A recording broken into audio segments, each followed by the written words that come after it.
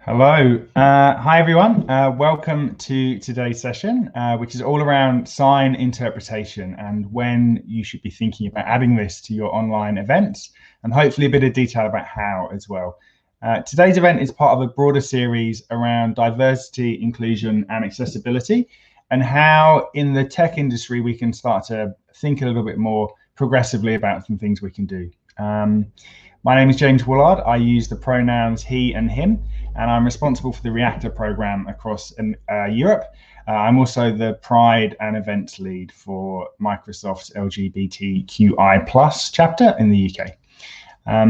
So we're going to be talking about sign language.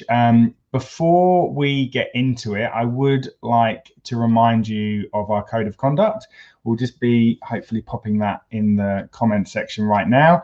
The key takeaway for that is to be respectful of others' opinions. You have the opportunity to drop comments and questions in, which we'll do our best to answer as we get through to it. So we want to very much position this as a safe space where people feel to speak openly. I apply that to myself as well. I'll be interviewing a couple of folk today and don't want to be scared of saying the wrong thing, but confident that we're operating in a safe space.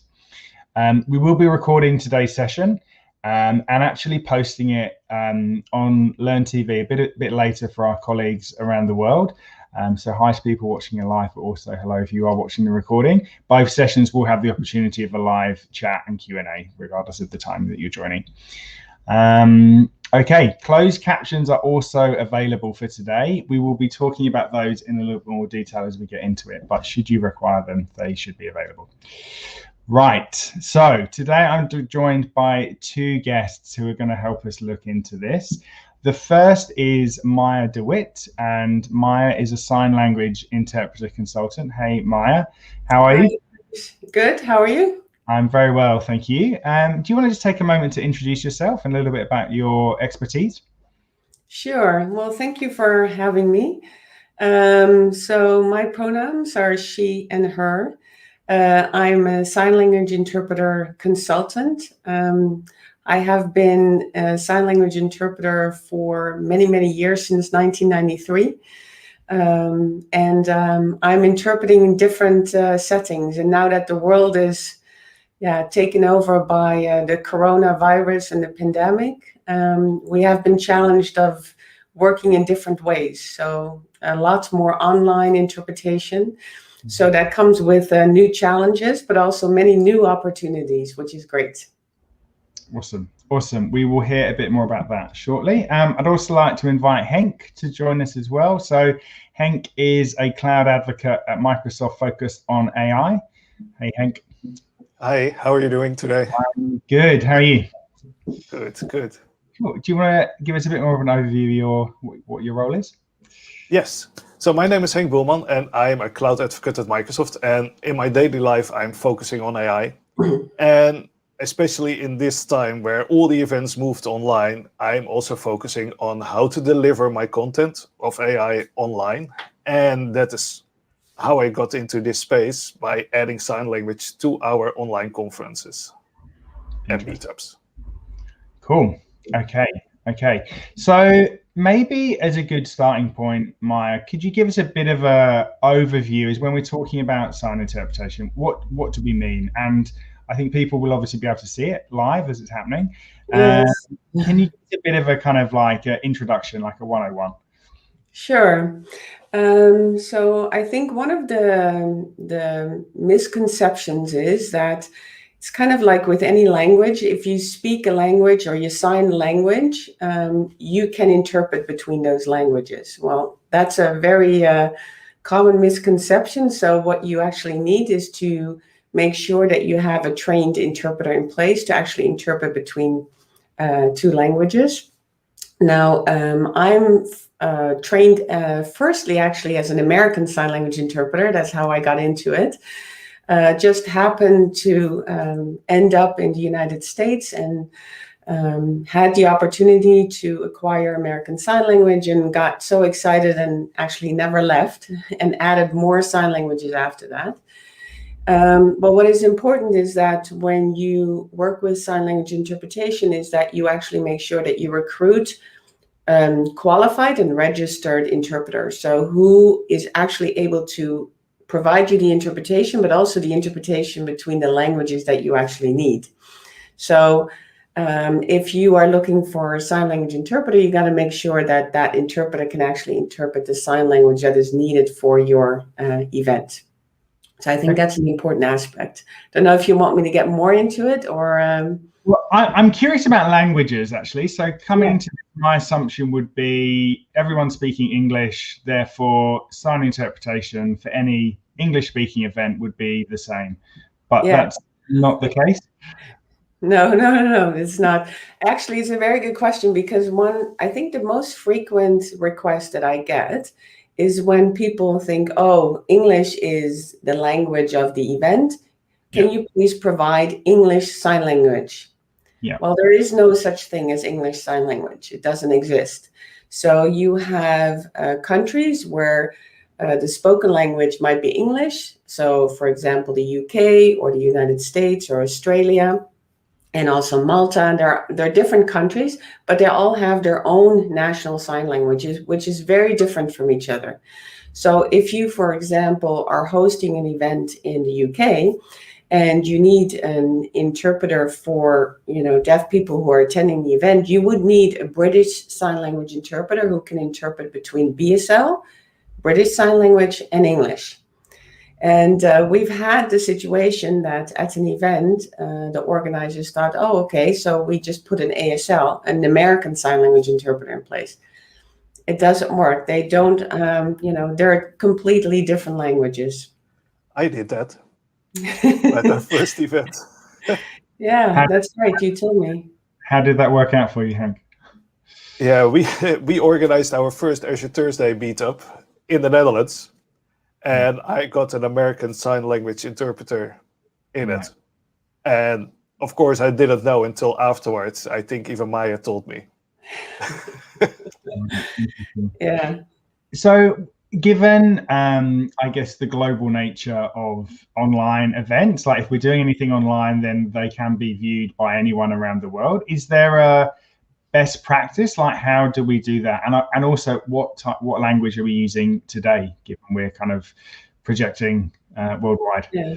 Yeah, very good question. So there is what we're providing today is international sign.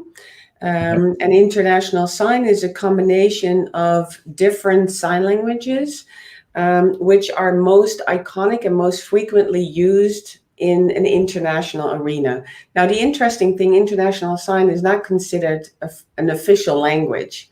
And it's something that's very true and beautiful about deaf communities around the world.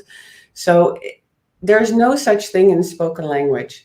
So when deaf people meet in any international given context, they can find a way to communicate with each other, because sign language, the beauty about sign language is that it has these features that you can make a lot of things visual that might be not so easy understood in the spoken language, but for signers, it is more easy to communicate.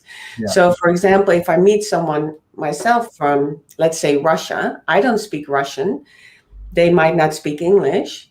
If we communicate with each other through a form of sign, then we can make an understanding. We create understanding in that communication, which is, it's great. You will not have, a scientific presentation in international sign if you've never met each other.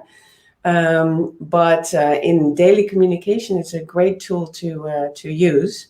Yeah. And for this, international sign is also provided at any international events where there's an international audience. And typically now that we're online, international sign is like a good practice to offer to those around the world when you cannot, or there's no dedicated national sign language for this event. So for example, Henk asked me before, well, we're organizing a Dutch event. For that case, I would always recommend to use Dutch Sign Language interpretation. So I would not say offer international sign, because it makes no sense. The audience who will be watching or attending will understand far less if you offer it in international sign than in a national sign language, because national sign languages are fully fledged languages, have all the features. You can say anything in a national sign language. And this is much differently in international sign. International sign is also something that can evolve over time, or even in an event. So if we host an event on a specific topic, we create together with the attendees, certain concepts and signs that are understandable for the audience. So we get feedback from them, visual feedback. They say, yeah, that's a good sign, or we prefer to use that sign for this concept. We have done the same now for the events where Henk has put us into place. We check with other deaf people who are watching us, providing interpretation. We ask, do you think this works? Do you have another sign for this concept? Because there are not many international sign interpreters that interpret what Henk is presenting online. So it's been an absolute adventure to provide these services. Yeah, so that's interesting. So particularly, I guess, coming from a tech perspective, Henk, what's your experience been today or to date with adding this to your events, given the nature of the content that you're delivering? Yeah, so what I learned is that it is very important to debate with the sign language interpreters what you're going to present.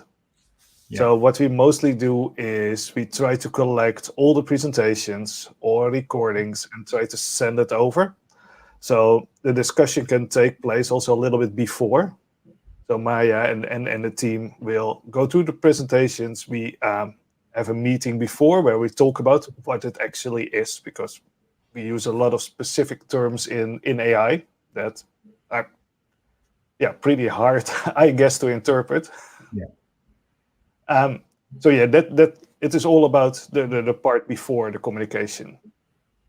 And that is one thing I've learned, because I thought you just put it on like closed captions, and that is absolutely not the case if you're doing international sign language. Yeah. So closed captions, that's an interesting one, actually. Let's hear a bit more about that, because my assumption was, offering closed captions was the right thing to do if we could, switching them on. And we obviously have that capability in lots of our platforms now where we can do it. And often people can choose the language in which they view the captions. What's your view on that, Maya, as a kind of solution? How does that work for the deaf community? Yeah, so I think what is essential with whatever service you offer, you always have to ask those who are using the service what they prefer. Yeah. So, no one is the same as we are all different. Everyone has their preference as to what they prefer to access an event. So I always try to encourage to do both if possible. So if you have Closed captions are great, but it's written text. You don't have the intonation there, and it's all you need to read, which is a very different way of getting to the information than through a language. It would be the same as if we would turn off now the sound and we would read our conversation. It's a different conversation you're going to have, a different way of accessing information.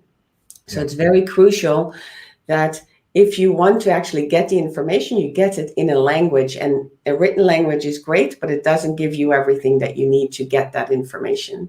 And I think there's a very important difference between, I think if possible, always provide live captions. So not automatic captions. I know AI is, evolving quickly, but from all the feedback that I have gotten from, deaf people around the world, they're not happy with the automatic captions because there are too many mistakes there.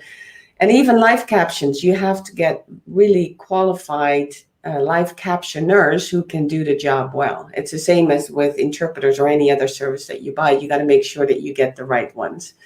But I've worked with great captioners who just do a beautiful job and who can really provide, the captions live.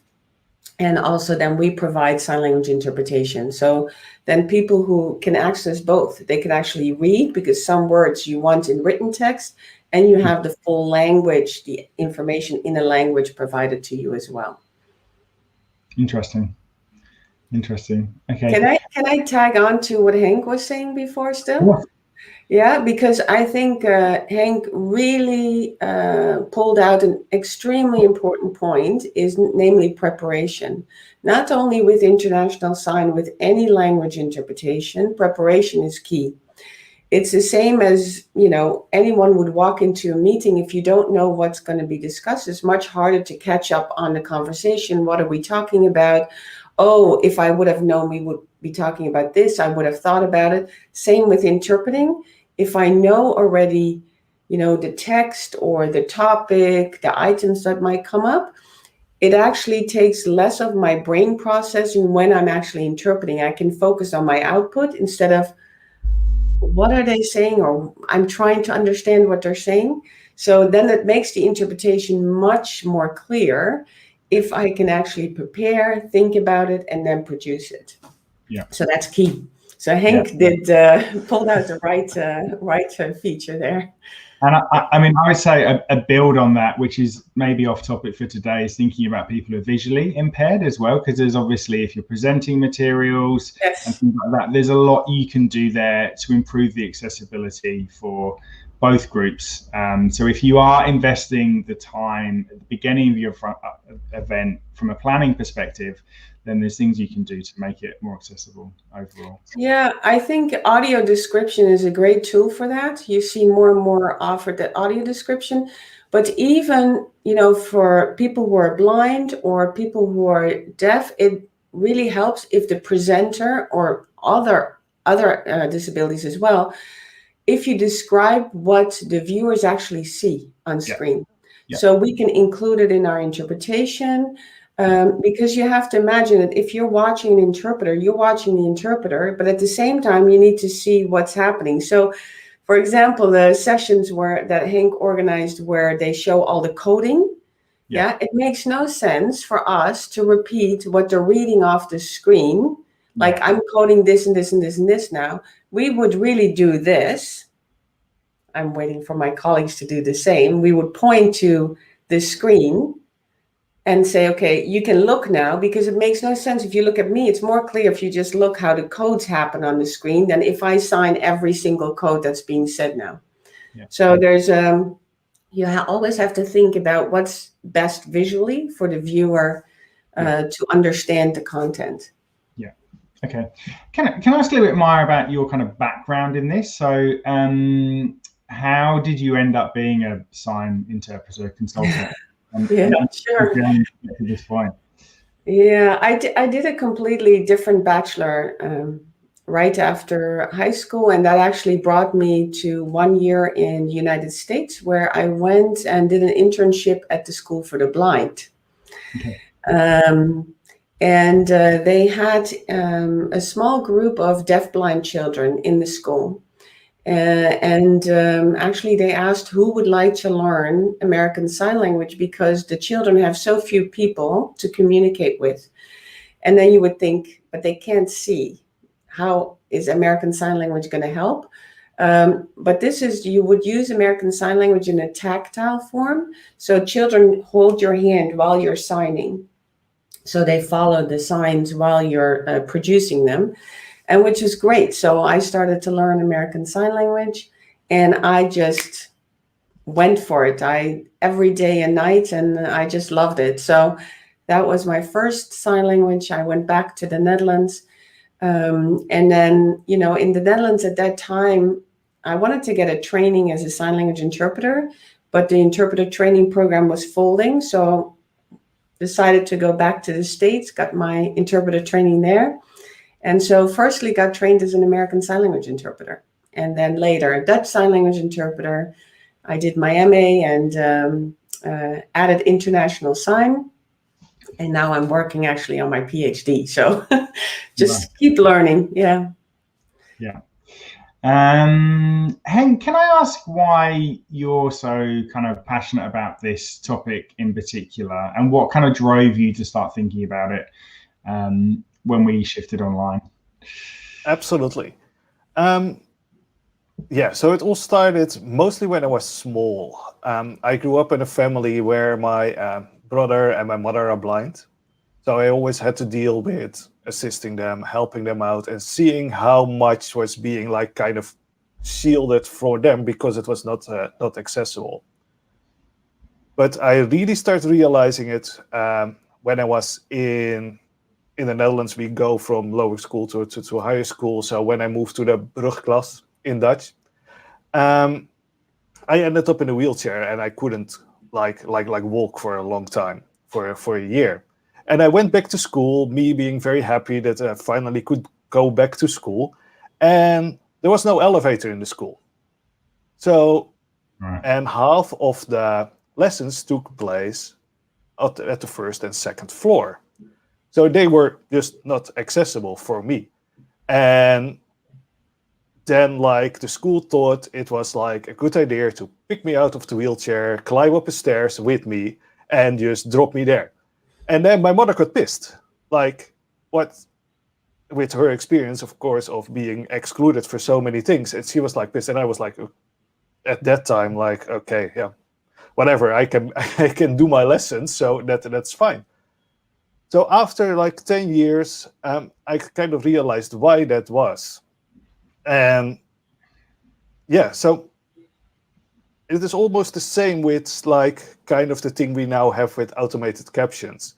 So you get like 80% of the experience. And that is what I want to provide with our online events, that everyone has the same experience from that event and everyone can benefit. And it is not like, oh yeah, we have that, so that is good enough. Or what in our first conversation with Maya, we had that same conversation. Like I was like, I have money for like 4 sessions and not like the other 12. And Maya was like, yeah, but you want to offer the same experience to both, and not like you decide what that group can view. Yeah. So, and that goes multiple ways. It also goes for websites that are inaccessible for blind people. And I always realize they're like, okay, you're promoting this cool event, but my brother can't do that. Or even when you had to fill like university applications, you had to come to me to do that. And that is like, yeah, that strokes me. And I think I'm in a position to make that better and actually help making it equal for everyone. Yeah, it's interesting, and I think there's obviously been a huge shift online over the past 12 months, which I think there's been pros and cons to that. I'm curious, how do you think we're in a better place because of that when it comes to accessibility, or has it widened the gap in certain areas? And either of you can comment on that. Yeah, for me, I think we had to reinvent a lot of things. Yeah. Like, for instance, if I go to went to a venue with my in-person meetups, I always ask if there is an elevator. And if the didn't have an elevator, we wouldn't do our meetup there. Yeah. But I, for instance, never thought of adding sign language to my local meetups. And that Yeah. is the good thing from online, what I realized I can do. Yeah. Interesting. What's your view on that, Maya? Have you seen a gift? Yeah, I think it absolutely has created many opportunities. I think more events are now made accessible through sign language interpretation, which I think is great. I just think that we need to make sure that we shouldn't run ahead. Like, we should always keep checking in with those who use the services. So, if you want to offer the services, is great, but you always need to say, is this what you want? Is this what you need? Is this correctly displayed? So one of the things which would be really great, Henk, is what you did is, like, we evolved over time. When we first did the interpretation online, all the different platforms that Henk has tried out to make it better, to make it easier. Because one of the things that is crucial for us, it sounds maybe silly, but the audio. If the audio is not good and we get distracted and we're sitting in our home studios and have bad audio, we cannot produce a good quality interpretation. So audio is key. And not every platform has good audio, or there needs to be a combination made as to where you interpret in and what actually goes out to the world. So these are many things to think about before you put sign language interpretation on the screen. So it's not just like, oh, we have someone who can sign, the person is qualified. Okay, we'll just pop that person on the window, right? I think, Henk, you should explain all the innovative features you have come up with. I mean, through our conversations and through the research and expertise that I have collected, you actually made the translation into the tech side. So I think you did some great innovations there. Thank you for that. First, so one of the things we have done is actually experimenting with the position where we put the sign language interpreters. I think we moved from a small box on the right of the screen to a big box on the left of the screen, and then put a white border around. Yeah. So I think the actual state you see now.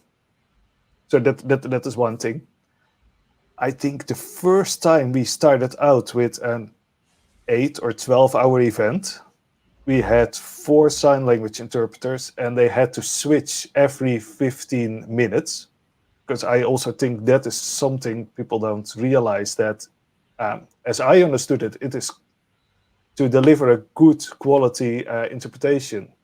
You should have like 15 minutes, 15 minutes, 15 minutes and switch.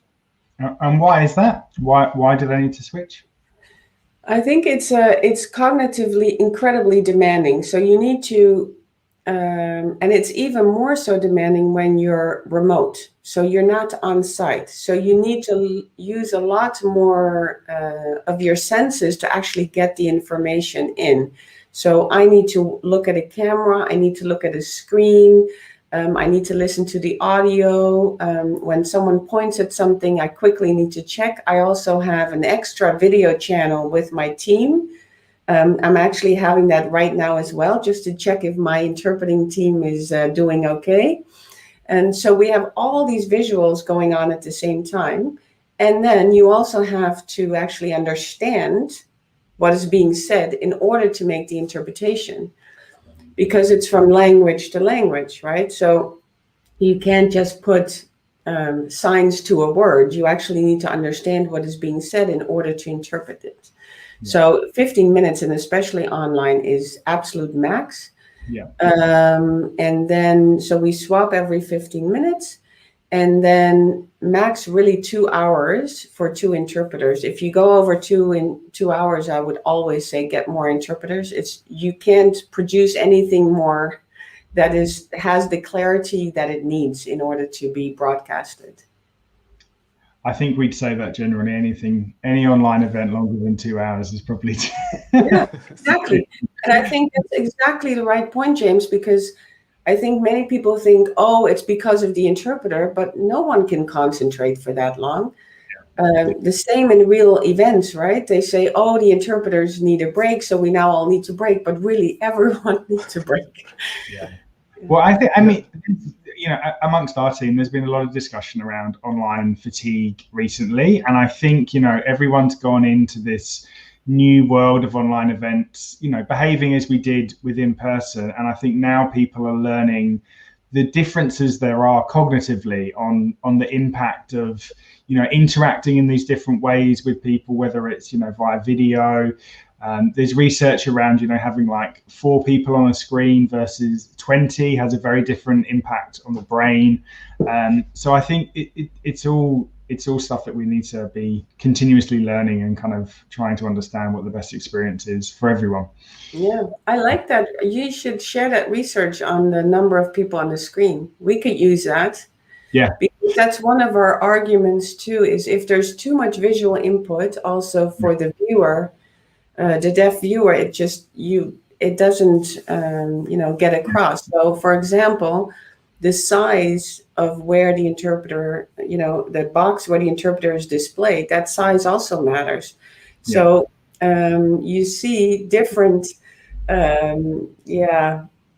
best practices around the world, but really research from the sign language interpreting world, and actually with eye tracking studies, they discovered that the setup that is now being done by Henk is the best one if you use it as an inset. So you need to have it across the screen that size. You need to have it to make it even understandable. And the interesting thing with the frame, there's a big difference if there's a frame or not, because your eyes are constantly framing things. So it actually helps the understanding to have that framed. Yeah. So there are many things that we don't think about, but are actually there. So that's great. That's exactly what that piece was saying. Is I think there's an issue when there's a frame and everyone has a different background, your brain is trying to process, what's going on around people as well as what they're saying. And without a shameless Microsoft plug, we have a mode in Microsoft Teams called Together Mode, and that just literally limits it so that it's just the view of the person, and all you can see is the person, and you can't see their background and stuff, which is supposed to be a lot easier to kind of like engage with virtually. So it's fascinating. It's a fascinating area. Related to backgrounds, I think what you see now on screen, my colleagues, they have now a blue background, and we change depending on what the client wants. But this chroma blue is actually preferred by those who also have vision loss. So if they're people who are deaf and blind, they often signers they use sign language, but they still have some vision. They prefer the blue because it makes the nice contrast. So you can see also that with dark closing, and if you have a light skin, you see the contrast much better also with the blue behind you. So it's all about all these different aspects to keep in mind when you organize sign language interpretation services.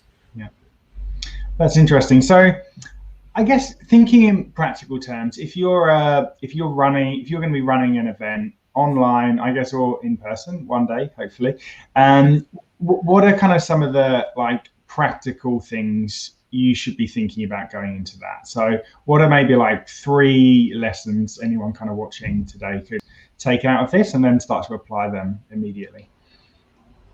Sure. Henk, you want to start? Because Henk wrote a great article.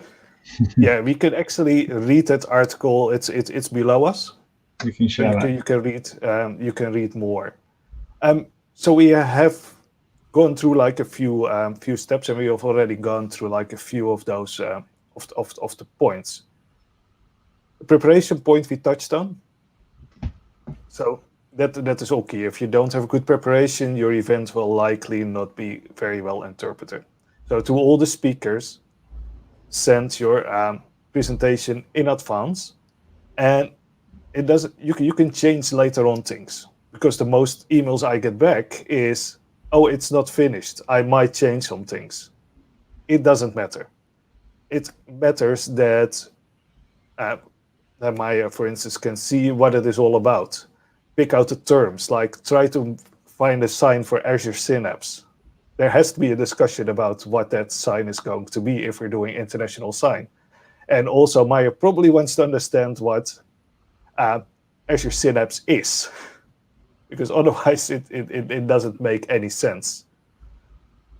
So that is the first tip. Send your presentation in advance and include your speaker notes. And Maya will throw them all away afterwards. So she will not share them or leave them anywhere else. Then it is also important, and something I still have to learn, is how to get your event at the right viewing party, at the right viewers. Because in the beginning, we were adding sign language, but nobody knew we were doing it. So then you actually need to reach the group where you are for who it is intended. And one of the platforms that is out there is comms.tech, and there you can register your event and tick your accessibility boxes. So people who are looking for tech events can actually find that your tech event is offering that. And we talked about a little bit about running the event. Everything is key is having a good microphone, or yeah, that is just key. Make sure there is a good microphone, and especially for the speakers. But then, as an event organizer, there are also some things you can do. Something I didn't realize is, if you don't put the speaker on the screen, if there is a debate between two people and one of them is not on the screen, it is very hard to interpret it, because there is some random voice appearing suddenly in the stream.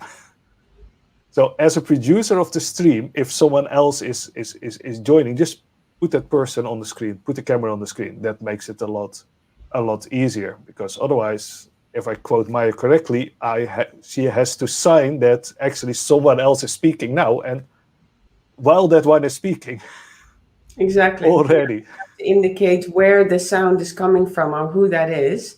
And if you have multiple speakers and I don't see that person either, it's also difficult. Okay, so this voice belongs to this person who was just, so it just helps. I think even for anyone else, just to see who is speaking, it helps in understanding.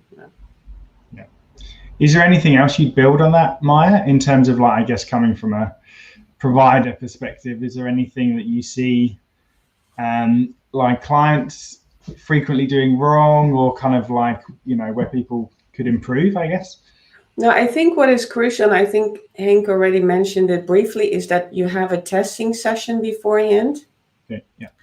And a testing session with the tech, but also with the moderator, so they understand how we actually work. We've, one of the difficulties is that because we are so on screen, is that we've had experience that people would start talking to us as an interpreter. Right. And then we have to interpret what they're saying to us, but we cannot respond because our role is there to interpret. Okay. And you get a very awkward situation, and it's also not appreciated by the deaf audience, because it's about the interpreter providing interpretation and not having a conversation with the interpreter. So that's an interesting takeout. Right. Then, if you're a non-deaf participant at an event, the thing that's really key is to make sure you don't then start engaging with an interpreter. Exactly. Okay. Yeah, one thing we did was, Henk, go ahead. Sorry. One thing we did was we split up technically the two things. Like, we are now in a StreamYard session, but we don't see the interpreters. Yeah. As speakers, and that solved also the temptation, I think, to interact.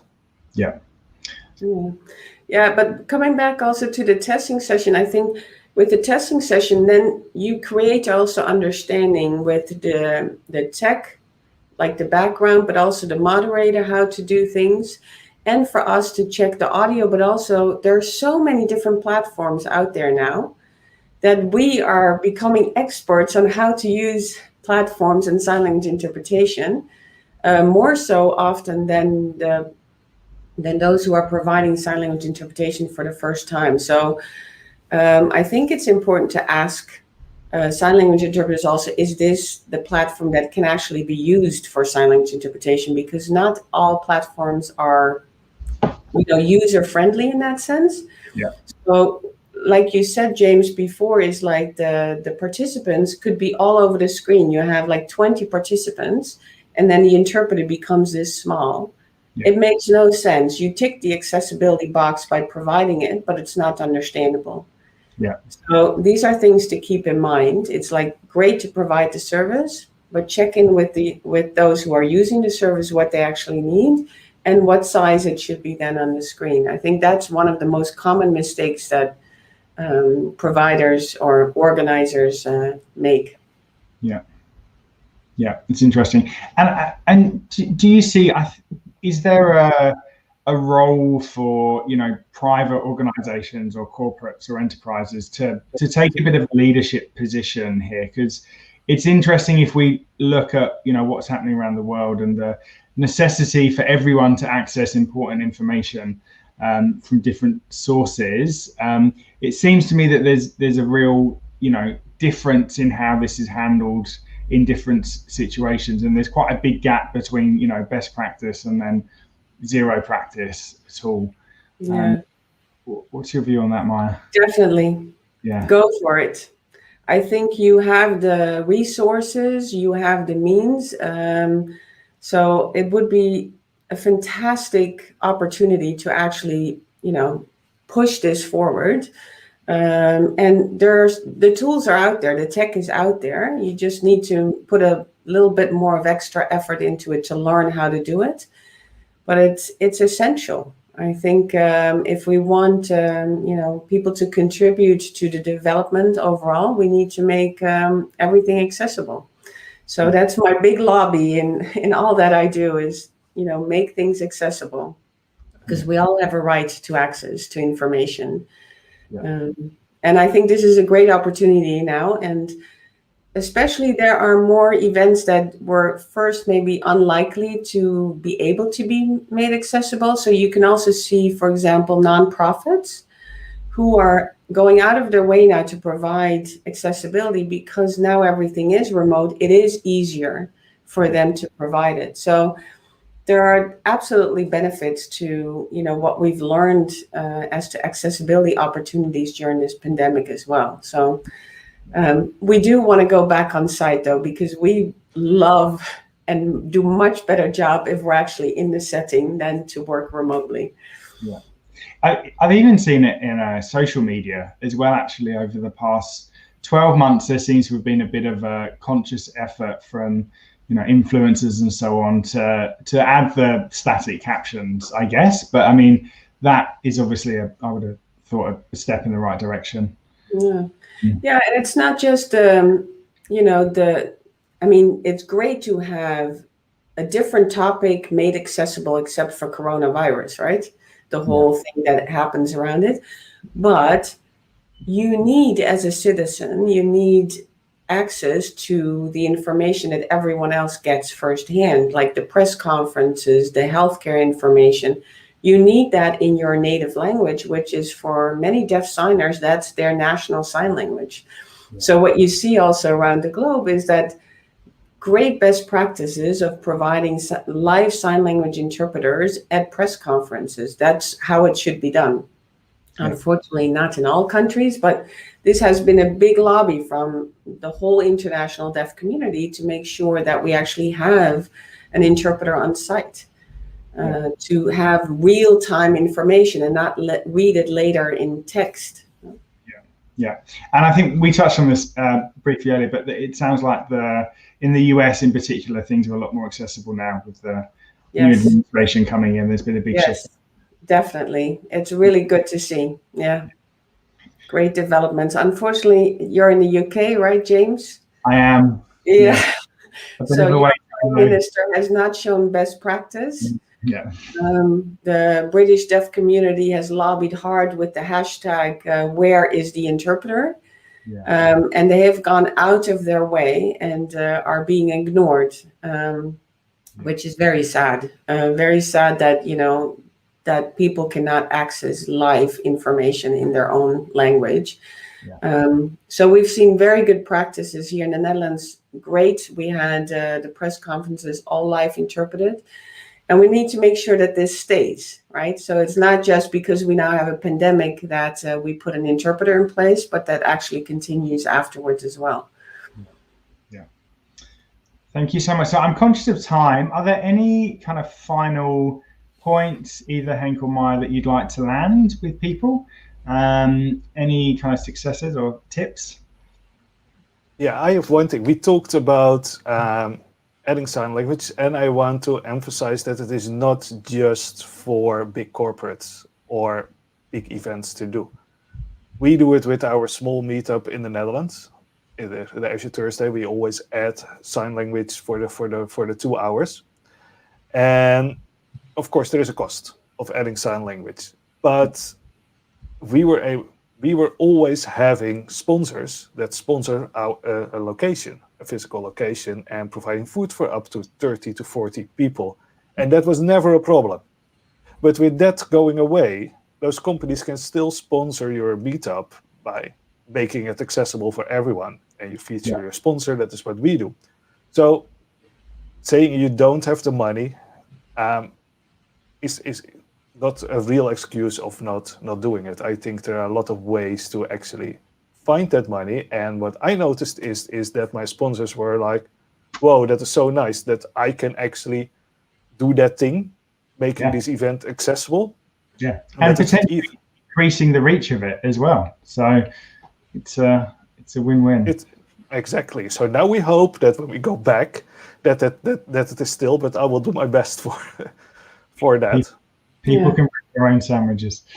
Yeah, and I think related to that, what Henk is saying, I always say to organizers, don't, when you make your budget for your event, don't make the last row of your budget the sign language interpretation services or the closed captions. Make that your first, because you reach such a bigger audience. It's part of your event budget. And if you keep that in mind, it doesn't become an add-on cost, but it's just a cost that you have to have in order to organize this event. I think that is the danger of always these discussions like, oh, yeah, we still need sign language interpretation. Oh, sorry, we don't have any more money. Yeah. But if you just say, yeah, we're organizing an event and these are the things that we need, just like you need the studio, just like you need, to have speakers fly in when we can do that again, you also need to make it accessible. Cool. Thank you so much to both of you. That was a super interesting discussion. I think lots of lessons there for people. Great. I think folk, if they want to get in contact with either of you, I guess we can drop kind of handles and so on in the chat so people can see how to do that. But yeah, thank you so much. Well, thank you. And thank you for Henk for everything that he has done. You're welcome. And yeah, thank you for joining and helping to write the blog. So if you want to read more, I would definitely visit this link. There are more tips also tips how to do it a little bit more technical. And I think my Twitter is always open to answer questions about helping to set this up. And Maya's contact details are also in the blog. So if you need some sign interpretation, then you know where to find Maya. Thanks, Henk. Cool. Thank you very much. We shall leave it there for today. Bye, everyone. Thank you. Bye.